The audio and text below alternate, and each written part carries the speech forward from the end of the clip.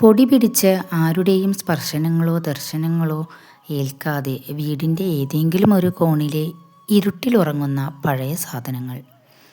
പൊടി പിടിച്ച ഇവയെല്ലാം കാലം കാത്തുവെച്ച ഓർമ്മകളാണ്.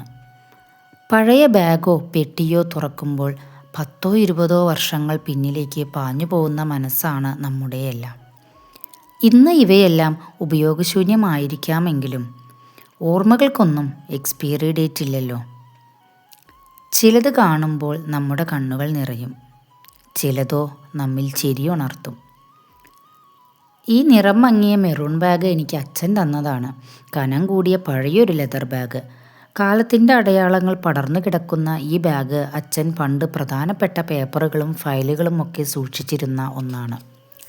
ഇതിനുള്ളിൽ ഇന്ന് സാധനങ്ങളെക്കാൾ ഓർമ്മകളാണ് നിറയെ. പിച്ചളയിലുണ്ടാക്കിയ ചെറിയ സിന്ദൂരപ്പെട്ടി, തുറക്കാൻ ചെറിയൊരു പിടിയുമുണ്ട് മേലെ. അമ്മയും അമ്മമ്മയുമൊക്കെ രാവിലെ കുളി കഴിഞ്ഞാൽ സിന്ദൂരം തൊടുന്നതും പുലർക്കാലെയുള്ള ചന്ദനത്തിരിയുടെ മണവും വീടിൻ്റെ ശാന്തതയുമെല്ലാം ഓർമ്മ വരുന്നു.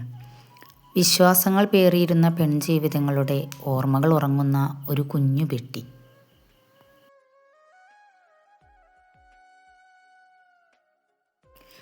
ഇത് എന്തിനാണ് കൃത്യമായി ഉപയോഗിച്ചിരുന്നതെന്ന് എനിക്കറിയില്ല കേട്ടോ.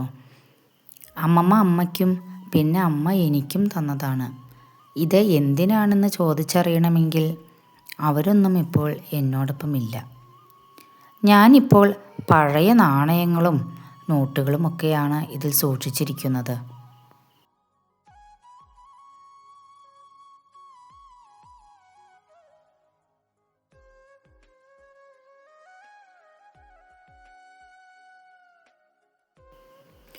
ഇതെൻ്റെ അമ്മയുടെ ഓർമ്മകൾ അടങ്ങുന്ന ഒരു കൊച്ചു പെട്ടിയാണ്.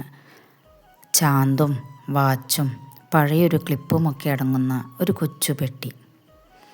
ഓർമ്മകൾ വന്നു തിങ്ങി നിറയുന്നു. വർത്തമാനങ്ങളും ചിരിയും തമാശകളും നിറഞ്ഞിരുന്ന ശാന്തമായ സന്ധ്യാസമയത്തെ ഒരു ഉമ്മറക്കോലായിലേക്ക് എൻ്റെ മനസ്സ് പായുന്നു.